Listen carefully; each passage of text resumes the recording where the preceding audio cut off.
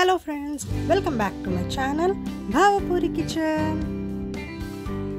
ఇవాళ మీ అందరితో ఒక మంచి యమ్మీ అండ్ రిచ్ రెసిపీ షేర్ చేద్దామని వచ్చేసాను. మరి ఆల్రెడీ మీరు థంబ్నైల్ చూసేసి ఉంటారు. సో ఇవాళ మీతో షేర్ చేయబోయే రెసిపీ మూంగ్ దాల్ మఖ్నీ అండి. చాలా రిచ్గా ఉంటుంది, చాలా టేస్టీగా ఉంటుంది అండ్ మంచి సైడ్ డిష్ అని చెప్పచ్చు.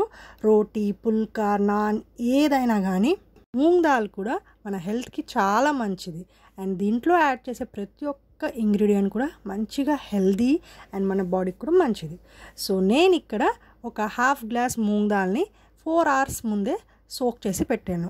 సో మనం ఓవర్ నైట్ సోక్ చేయాల్సిన అవసరం లేదు. 4 hours ముందు మనం సోక్ చేసి పెట్టుకున్నాం అనుకోండి, హ్యాపీగా ఏం ప్రాబ్లం ఉండదు. సో నేను ఇక్కడ మంచి వాటర్తోనే సోక్ చేసి పెట్టాను. సో అదే వాటర్ని మనం హ్యాపీగా కుక్కర్లో యాడ్ చేసేసుకోవచ్చు. అండ్ మనకి గుండు పెసరపప్పు కావాలి, అది ఉంటేనే ఈ కర్రీ మంచి టేస్ట్ ఉంటుంది. సో 4 hours తర్వాత నేనైతే ప్రెషర్ కుక్కర్లో ఆ 1 glass వాటర్తో యాడ్ చేసేసాను. దాంట్లో మనం కాస్తంత ఉప్పు యాడ్ చేసుకుందాము. నేనైతే రాళ్ళుప్పు యాడ్ చేశానండి. 1 teaspoon రాళ్ళుప్పు యాడ్ చేసేసి ఇప్పుడు మనం ప్రెషర్ కుక్కర్ మూత పెట్టేసి హ్యాపీగా హై ఫ్లేమ్లో మంచిగా 6 whistles వచ్చే వరకు బాయిల్ అవ్వడానికి ఉంచేద్దాము. ఈలోపు నేనైతే కావాల్సిన ఇంగ్రీడియంట్స్ అన్నీ ప్రిపేర్ చేసి పెట్టేసుకున్నాను. సో 6 whistles వచ్చాక ఇప్పుడు నేనేం చేస్తున్నానంటే తీసి అది మెత్తగా ఉడికిందో లేదో మీకు కూడా చూపిస్తాను. సో మీరు కూడా చూసేయండి. పర్ఫెక్ట్గా మనం ప్రెస్ చేసినప్పుడు పర్ఫెక్ట్గా మెత్తగా ఉడికిపోవాలి. మీకు ఉడకలేదంటే ఇంకొక విజిల్ పెట్టుకుని, కానీ నాకు తెలిసినంత వరకు 6 whistles పర్ఫెక్ట్గా ఇలా మెత్తగా అయితే ఉడికిపోయిద్ది. ఇప్పుడు మనం దీన్ని పక్కన పెట్టేసుకొని కర్రీ స్టార్ట్ చేసేద్దాము.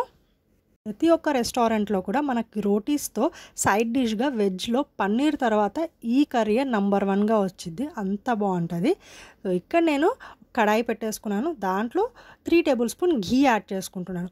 నేను మీకు చెప్తున్నాను, ఘీ యాడ్ చేసుకుంటేనే ఈ కర్రీ అంత టేస్టీగా వచ్చింది. నేను ఎంజాయ్ చేసినంత మీరు కూడా ఎంజాయ్ చేయొచ్చు. లేదు అనుకుంటే మీరు కావాలంటే 2 tablespoon ఆయిల్, 1 tablespoon ఘీ అయినా యాడ్ చేసుకోండి. కానీ కంప్లీట్గా ఘీ అయితే బాగుంటుందని చెప్పి నేను అనుకుంటున్నాను. సో నేను మొత్తం ఈ ప్రాసెస్ అంతా అయ్యే వరకు సిమ్లోనే పెట్టి చేస్తున్నాను. సో సిమ్లో పెట్టేసి ఘీ మంచిగా వేడెక్కిన తర్వాత 1 tablespoon నేను జీలకర్రని యాడ్ చేసుకుంటున్నాను. అది కాస్త చిట్లిన తర్వాత నేను దాంట్లో 2 ఎండుమిరపకాయలని కూడా యాడ్ చేసేసాను. మరి ఎండుమిరపకాయలు కూడా కొంచెం వేగిన తర్వాత మనం దీంట్లోకి వెల్లుల్లిని యాడ్ చేసుకుందాము. 2 teaspoon వెల్లుల్లి యాడ్ చేయండి. అంటే నేనైతే ఒక సుమారుగా 7 వెల్లుల్లి రెబ్బల్ని ఇలా చిన్నగా కట్ చేసేసుకొని యాడ్ చేసేసుకుంటున్నాను. వెల్లుల్లి కూడా కాస్త వేగి మంచి అరోమా స్టార్ట్ అయినప్పుడు మనం దీంట్లోకి ఆనియన్స్ అండ్ పచ్చిమిరపకాయలని యాడ్ చేసుకుందాం. సో నేను ఇక్కడ ఒక మీడియం సైజ్ ఉల్లిపాయని చిన్నగా కట్ చేసుకున్నాను. దాంతోపాటు ఒక మిరపకాయని కూడా చిన్నగా కట్ చేసుకొని యాడ్ చేసేసుకుందాం. ఉల్లిపాయలు మంచిగా వేగాలి, మంచి రెడ్డిష్ కలర్ రావాలి, మంచి సాఫ్ట్గా అయిన తర్వాత మనం నెక్స్ట్ ఇంగ్రీడియంట్స్ని యాడ్ చేద్దాం. సో సిమ్లో పెట్టేసి చెప్పాను కదా, సిమ్లో పెట్టే చేస్తున్నాను అని చెప్పి. సో సిమ్లో పెట్టేసి మంచిగా ఉల్లిపాయలని వేగనిద్దాము. ఈ మూంగ్ దాల్ మఖ్నీ కర్రీ చాలా సింపుల్గా, చాలా తొందరగా అయిపోయిద్ది అండ్ చాలా టేస్టీగా ఉంటుంది. మీరు ఇన్ని రోజులు చపాతీలో సైడ్ డిష్గా ఆలు, లేకపోతే ఏదైనా నాన్ వెజ్ కర్రీ, లేకపోతే చోలే కర్రీ, రాజ్మా ఇవి ట్రై చేసి ఉంటారు. కానీ ఒక్కసారి ఈ కర్రీని ట్రై చేయండి. అవన్నీ మీరు వదిలేసి రిపీటెడ్గా ఇదే కర్రీ ట్రై చేస్తారు. సో ఇక్కడ ఆనియన్స్ మంచిగా వేగిన తర్వాత నేను ఒక మీడియం సైజు టొమాటోని చిన్నగా కట్ చేసి యాడ్ చేసుకున్నాను. అలాగే 1 teaspoon అల్లం వెల్లుల్లి పేస్ట్ని కూడా యాడ్ చేసుకున్నాను. అల్లం వెల్లుల్లి పేస్ట్ అనేది పచ్చివాసన పోయే వరకు ఫ్రై చేయండి. అలాగే టొమాటోస్ కూడా మంచిగా సాఫ్ట్గా మగ్గే వరకు మూత పెట్టేసుకొని సిమ్లోనే ఫ్రై చేసుకుందాము.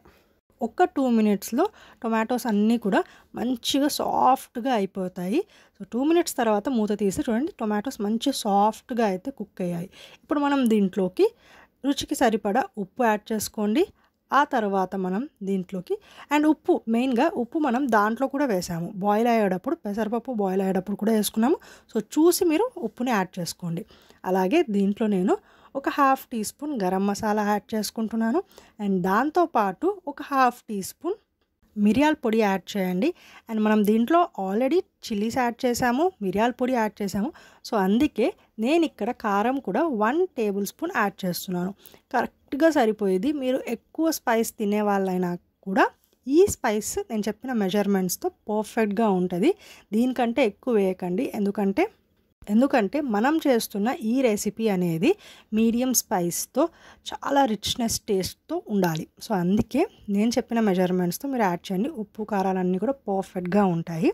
సో అవన్నీ యాడ్ చేసిన తర్వాత పర్ఫెక్ట్గా ఒకసారి బాగా మిక్స్ చేసుకొని మనం ముందుగా బాయిల్ చేసి పెట్టుకున్న పెసరపప్పుని యాడ్ చేసుకుందాం. వాటర్తో సహా యాడ్ చేయండి.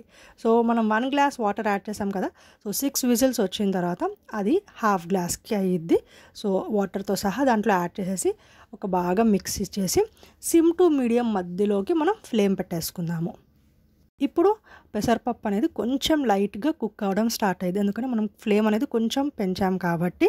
సో అది కుక్ అయిన తర్వాత కొంచెం బాయిల్ వచ్చినప్పుడు మనం దీంట్లోకి ఇంకొక హాఫ్ గ్లాస్ వాటర్ని, వేడి నీళ్ళని యాడ్ చేద్దాము. అది కూడా వేడి నీళ్ళు మాత్రమే యాడ్ చేయాలి. మీరు నార్మల్ వాటర్ యాడ్ చేయకండి.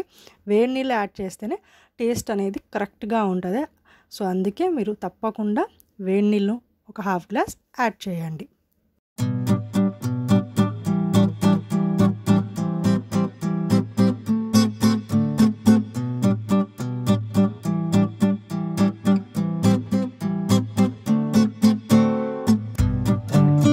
ఇప్పుడు కొంచెం కుక్ అవ్వడం స్టార్ట్ అయింది కదా.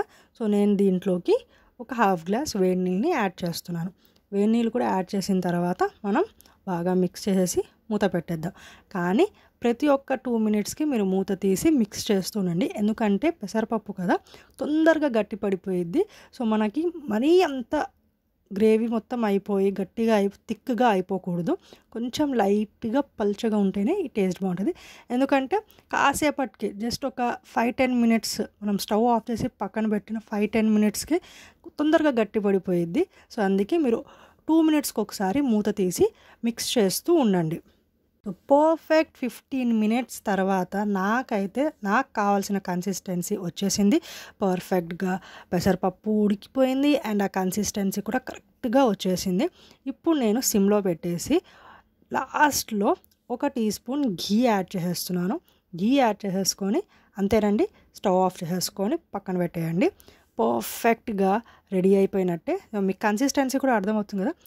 పక్కా ఒక 15 మినిట్స్కి ఇది గట్టి పడిపోయిద్ది. సో అందుకే మీరు ఎక్కువసేపు పెట్టకండి. కొంచెం థిక్గా అనిపించిందంటే ఇంకా మీరు ఆపేయచ్చు. 15 మినిట్స్ కరెక్ట్గా సరిపోయిద్ది నాకైతే.